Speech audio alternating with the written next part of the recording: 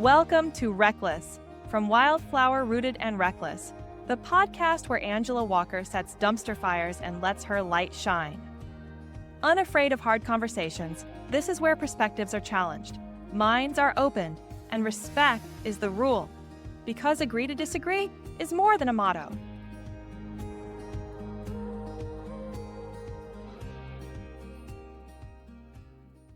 Welcome to another episode of Reckless from the Wildflower Rooted and Reckless podcast. I am Angela Walker, and this is episode 7. This is episode 7. One more episode for this season, and then I am going to be on hiatus for the holidays, and I will be back the beginning of the year. This has definitely been a fun start to this whole thing. So today I want to talk about Erika Kirk, who she is, what people are saying about her, the whispers, the criticisms, the support.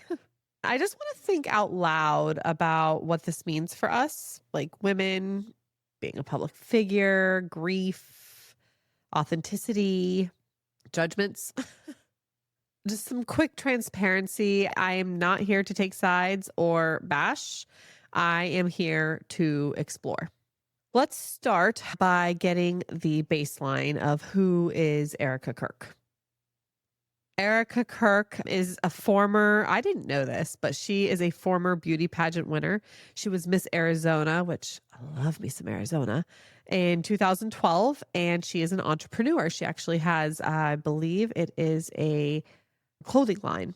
It's called Proclaim. Okay. So Erika married Charlie Kirk. For those of you that aren't familiar with Charlie Kirk, he did those like debates where he would say like, prove me wrong. And he just basically encouraged communication and debates. He was tragically assassinated about a month ago, September 10th, at a campus event. After his death, Erika became the CEO and chair of Turning Point USA, which is a major conservative student organization. I can't even imagine. I mean, I guess she has that entrepreneurial spirit.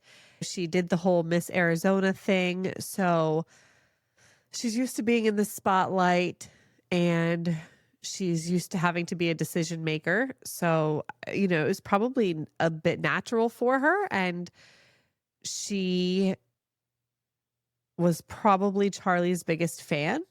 So it does seem like a very natural step into that. I know people have questioned some of that as well. So let's delve into what people are saying.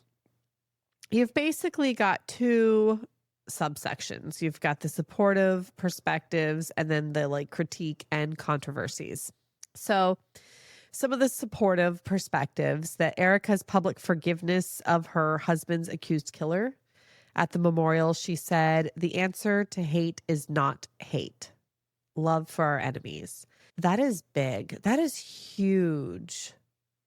I have been working through this Bible study in Rooted, and it's talking about grace and mercy. I want to think that I could walk through something like that with the same amount of grace, but I don't know. I can tend to have that vengeful heart and like, if you killed my husband, I want to think that I could have that kind of grace, but I would really have to work for it. But I do think Charlie knew that his life was in danger. I mean, how could he not, right? He was talked about such controversial things and people are wild and ate up. So of course there had to be some part of him that was worried that there could be some sort of retaliation. I mean, maybe not like this, but something. And to be perfectly honest with you, I really think that Erika's ability to forgive the shooter is endearing. It's endearing. And you know what? It might have been, maybe it starts with words. We don't know her personally. We're not reading her diaries. Maybe those words were her first step in forgiveness. Maybe 20 minutes prior to that show, she was going through in her head all the things she wishes would happen to that person. Maybe. right? And by the time she got up there and delivered that speech, she had had a change of heart, or she just knew she had to take that step. So I'm not going to judge that. That's just crazy to sit there and pick her apart like that in the midst of something so incredibly tragic. I don't care who you are or what you believe. Anytime a human being is shot in a group of people, period, but let alone the fact that it was plastered all over social media to be watched and relived over and over again. I don't know that there is a right or wrong way to respond or act after that. And it's always going to be tragic. Always going to be tragic. I don't care who you are. So the other side of this is that many people admire her strength, her stepping into this leadership role, and her willingness to stay visible. That one for sure. Okay. Her willingness to stay visible. I would be cocooned up. I'd be wrapped up in my comforter in my bed. My friends would be like clearing junk to get to me, to unravel me, to like drag me through my house. I think I was, oh gosh. And that girl she keeps showing up. She keeps showing up. Talk about the heart of a lion.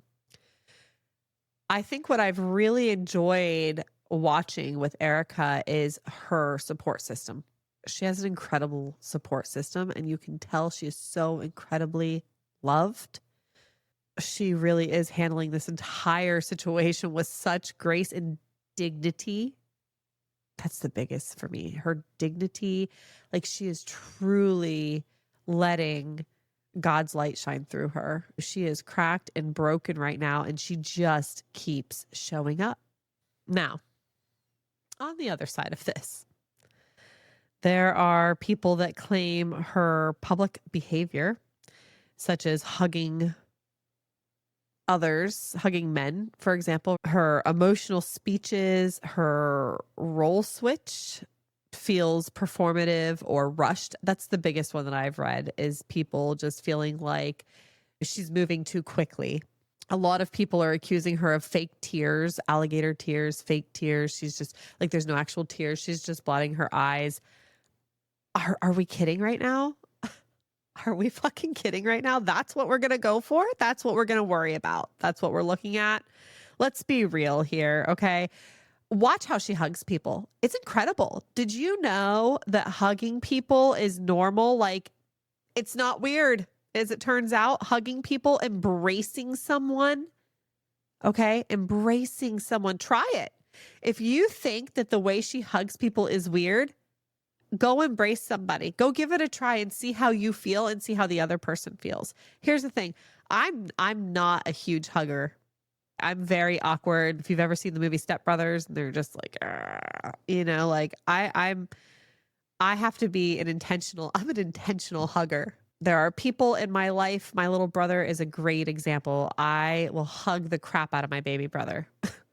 I realize now people are going to make this weird, but anyway, I know I am safe with him. I enjoy hugging him. My husband, obviously, my father as well.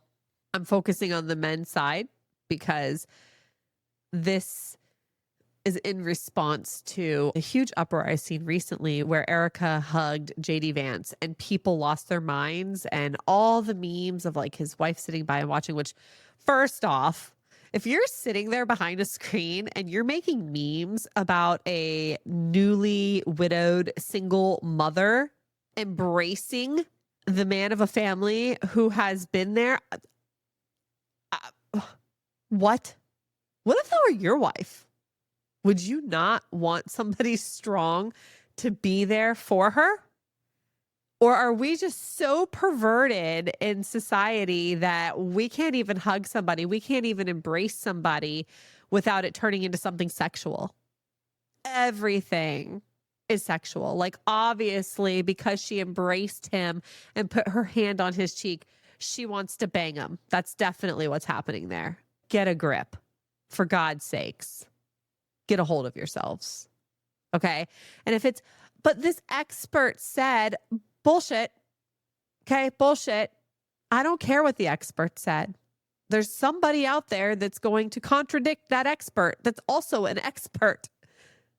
Pick an expert, I guess. But I mean, don't pick an expert. Use your critical thinking skills. Use your common sense. Realize that there is an entire world, universe outside of yourself. Maybe if you hugged somebody like that, you would mean you wanted to bang them, and that's fine. But that doesn't mean that everybody who embraces somebody else like that, especially amidst such tragic circumstances. You don't know. Maybe she's throwing them hard embraces like that because she's afraid her knees are going to give out on her, because she feels weak, yet she stands so tall and so strong. Is that what bothers you? She's not weakly breaking. Come on, think about that. What really bothers me about this is some of my friends on Facebook that are really jumping on that bandwagon. And some of them are strong women. And I think, ladies, I have seen you cross some treacherous oceans that people could sit there and say, well, it's awfully weird that she got through it like she did. Obviously, she had something of her own going on. Obviously, she was doing this or doing that. I mean, come on now. But instead, we all applauded you and we said, good job. You got this, girl. You go, girl. But now when it's somebody who sits on the opposite side of the debate room from you, now all of a sudden you want to see her broken in a puddle on the floor. Make it make sense. Prove me wrong. Oh, her emotional speeches and her fake tears. Okay. I don't even know really how to address this. I feel like for all of the people, over 8 billion people in the world, and we're going to say that there's a specific way that we should all cry after these specific tragedies. We all have our own life experiences. We have all been through some things. For some people, their purse getting rained on will bring them to tears, will literally melt them into a puddle of slop, unable to continue their day. Okay. For some people, unintended, socially, politically incorrect, unacceptable words will send them into an incredible rage. For some people, it takes unimaginable tragedy for them to even crack a brow. And I wouldn't even want to know the things that that person has seen in their life or experienced in their life. There's just such a variety of people. Like, we are all our own unique individuals and we have our own experiences. And to expect someone, I think that this is what's surprising me right now about society is the expectations. To expect someone to cry a certain way after something so unimaginable has happened. That's just not something that happens every day. The way Charlie Kirk was assassinated and broadcast, that is not something that happens every day. So for anyone to think that they can place expectations on his, again, newly widowed single mother wife for how much she should be crying or what she should look like while she's crying, or maybe what she should be wearing or not wearing, or like basically I guess she should just be wrapped up in a cocoon, which I can appreciate, with some sort of like lifeline of chocolate ice cream or something, and no ability to be in the world. I don't know. And let's not to say that that's not exactly what she's doing in her quiet moments and behind closed doors. Or maybe she's running from the grief. Maybe it hasn't even actually hit her yet. Maybe she ran straight into these opportunities and these positions so that she wouldn't have to slow down and deal with what's happening in her life. Maybe. And when she does, it is going to be devastating. So maybe give her that grace and that space. And maybe she has. Maybe she's dealt with it. Maybe her and Charlie had already had these conversations in their marriage. Maybe she is not that surprised that this happened. Saddened, but she's not lost. She has a direction. And the idea that she has to be lost because of this tragedy is bogus. She has a right. I can't even believe I have to say that. She has the right to stand on her own 2 feet. She has the right to come back from this stronger. I think a big question people have, there is a third side of this story, right? So you've got the supporters and you've got the critics, and then you also have the people that float in the in-between space where there's just questions. Is her grief a public performance, or is it genuine grief that she is just allowing to be public, that she is sharing with us? For me, that's what I see. I see a broken and vulnerable woman who has an incredible faith in Jesus and a strong relationship with God, and she is being put back together as we speak, and she is allowing us to come along for that process. In my eyes, that is an incredible glory to God, that she is allowing God's light to shine through her broken pieces so that other people walking in tragedy can see that it is possible. You don't have to crumble. You don't have to just lay there and let the world pass you by. You can get up and you can put your next foot forward. And I think that, especially in America right now, that is a huge deal. The number of kids, of teenagers that I am hearing that are ending their own lives is epidemic. I think 1 is epidemic, 2 is epidemic. Okay. In teenagers, the number 1 cause of death is car accidents and motor vehicle fatalities. Number 2 is suicide and homicide. That is scary. We are so broken. We should be encouraging this example of overcoming. We should be encouraging this example of grieving. Erika has emotions. She has feelings, and she's letting them out on TV. And whether you think her tears are big enough or not, it doesn't matter. Let her be. It's one of those things. How's the saying go? I mean, I think we all know it. If you don't have anything nice to say, don't say anything at all. If you can't look at her story as it's unfolding right in front of our eyes, and you can't feel one single shred of inspiration, endearment, grace, then you probably need to pray. I know that's not for everybody. Some of you at the very idea feel like your soul just caught on fire. I guess you don't think you have a soul. I don't really know how all that works. But anyway, yeah. If you can't look at this unfold in front of your eyes and you feel the need to be mean or say something negative, that's a you problem. That's a deep rooted you problem. And I would honestly issue you an invitation. I would love to hear some of your own stories. Drop them in the comments or send them in. It's always better out than in. Send in your stories. Send in stories of times where you've gone through your own identity shift, where you felt judged or rushed, especially in the midst of change or tragedy. So as we close out today, we talked about Erika Kirk, the person, the public story, the conversations surrounding her. More importantly, hopefully we used it as a mirror for our own stories. Maybe there will be a shift as we kind of step back and look at what judgments and stones we're casting.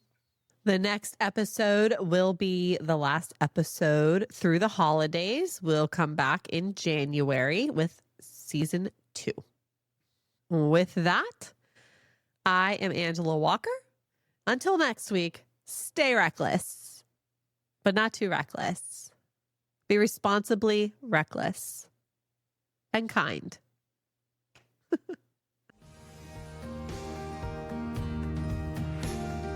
You've been listening to a Wildflower Rooted and Reckless podcast production with Angela Walker. Catch Wildflower Drops on Tuesdays, Rooted on Wednesdays, and reckless on Thursdays. Subscribe wherever you listen. Stay wild, stay rooted, stay reckless.